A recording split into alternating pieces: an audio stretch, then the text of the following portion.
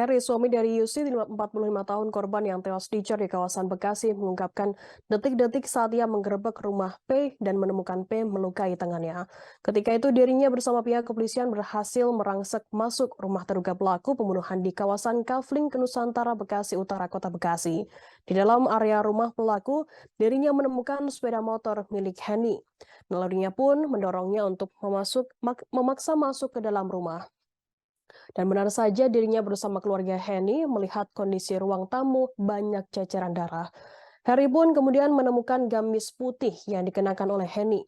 Kecurigaan semakin menjadi-jadi ketika dirinya melihat adanya ceceran tanah bekas galian dan coran semen yang masih basah. Kejanggalan tersebut kemudian membuatnya menggali cor semen tersebut yang terletak di bawah tangga.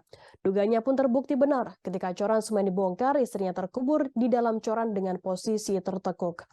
Selain itu, terduga pelaku berinisial P yang diamankan pihak kepolisian diungkapkannya melawan. Pria itu pun mencoba mengakhiri hidupnya dengan nekat menyayat tangan.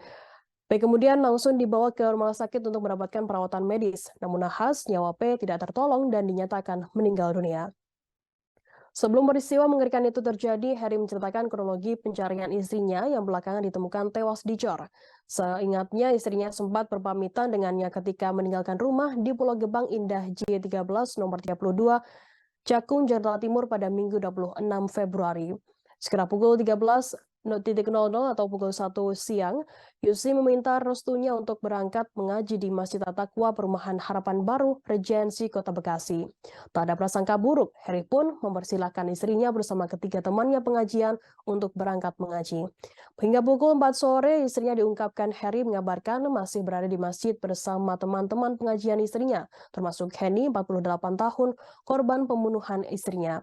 Korban pembunuhan lainnya maksud kami. Hari pun beranjak malam namun istrinya diungkapkan Harry tidak kembali memberikan kabar.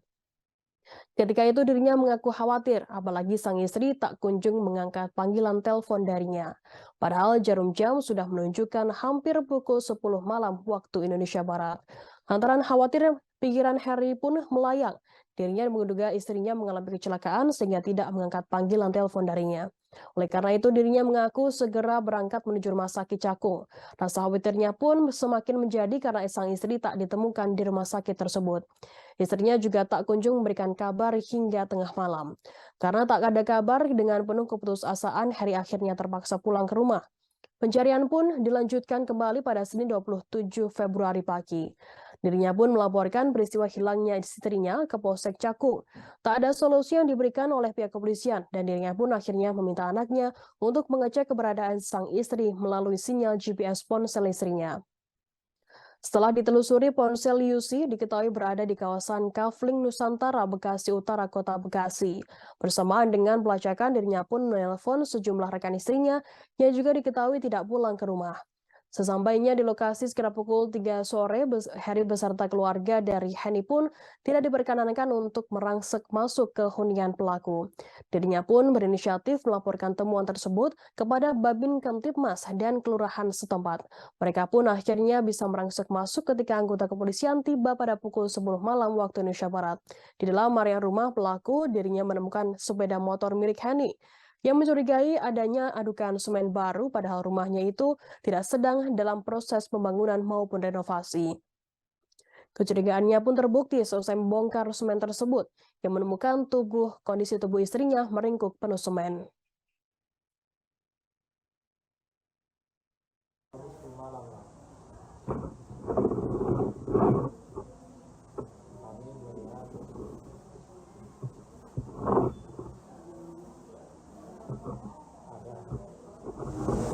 Bukan